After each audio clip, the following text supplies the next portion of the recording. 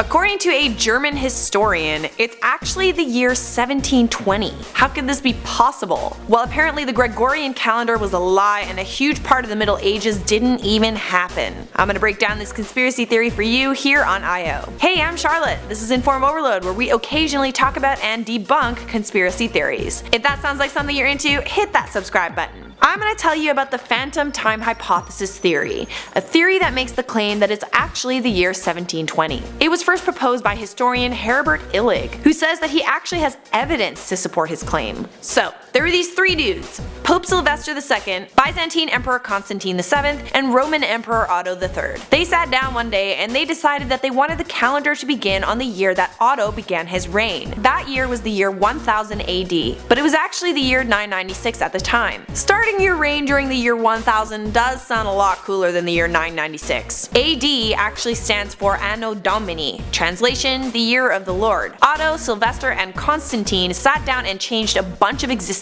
documents and fabricated historical evidence. According to Illig's research, there are a lot of inconsistencies between the year 614 and 911 AD. There were a ton of historical events prior to 614 and after 911, but in that time frame of about 300 years, not a lot happened. The Romans also used to follow a Julian calendar, which states that our year is 365.5 days. The Gregorian calendar is 11 minutes shorter than that. Add all of these indiscrepancies together and there's a total of 297 years not accounted for, which puts us in the year 1720. To top everything off, Illig also says that Holy Roman Emperor Charlemagne was not even a real person, and he was actually more of a King Arthur type legend. Personally, I'm confused. I know this is a lot to digest because essentially if this is true, everything we know about history is incorrect, at least most of the events that took place after the birth of Christ. Could it be possible that we're actually missing 297 years from history? So I will say this right now, most historians are, well, let's say critical of the phantom time hypothesis theory. There are other ways to calculate what year we're in. Rome was not the only place in the world that documented time during the Middle Ages after all. Not to mention, what about leap years? Every 4 years we add an extra day onto February.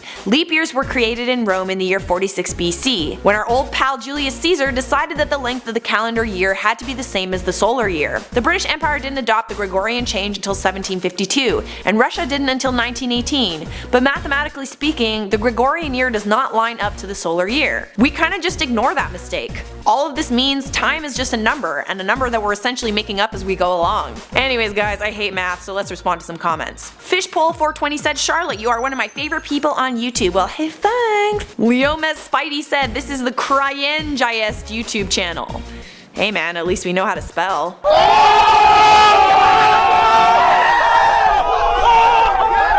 Melody Hart said, fun fact, potato is the only word in the English language that begins with P and ends in otato.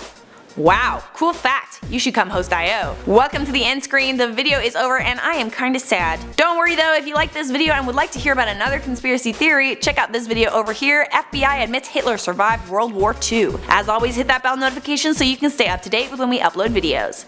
That's it for me. Later taters!